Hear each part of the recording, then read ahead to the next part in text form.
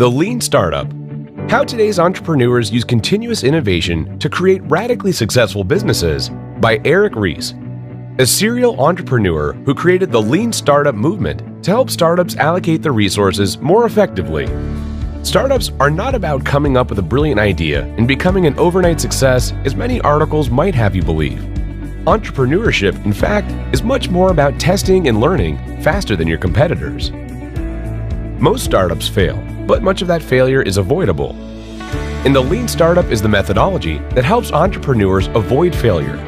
The reason why many startups fail is that they operate based on a conventional approach to management. Traditionally, doing your market research, coming up with a solid strategy, and delivering a great product works. But it doesn't work with startups, because it assumes that you already know what the market wants. And the moment you make that assumption, you're doomed to failure. You will waste too much time and money developing the perfect product before you realize that there's no market for it. The Lean Startup methodology is based on a rinse and repeat type of cycle.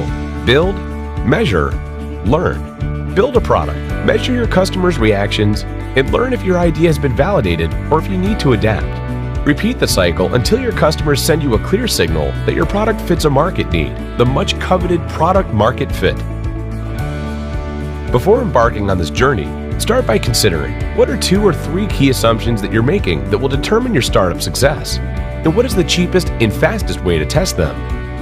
Once you've designed your test, build your minimum viable product, or MVP. That's not a product you'd be proud of, far from it. It just needs the critical features for your test to yield meaningful results.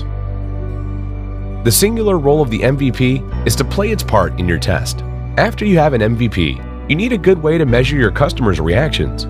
In order to avoid any biases after you've collected the data, it's best to come up with a baseline of metrics up front. If you're measuring conversions or email signups, how many do you need to consider the test a success? Be clear about what success and failure look like, because it's going to be much harder to distinguish between the two later. And finally, assess what you learned. Should you pivot or persevere?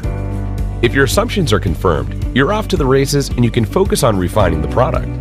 But if one of your key assumptions is proven wrong, you may have to pivot, change your idea, or focus on a different customer segment and start the cycle over again. You may have to experiment more than you expected before you can find what your customers really want. Entrepreneurs often dive headfirst into an idea they're passionate about. Yet there's a more scientific approach to building a startup.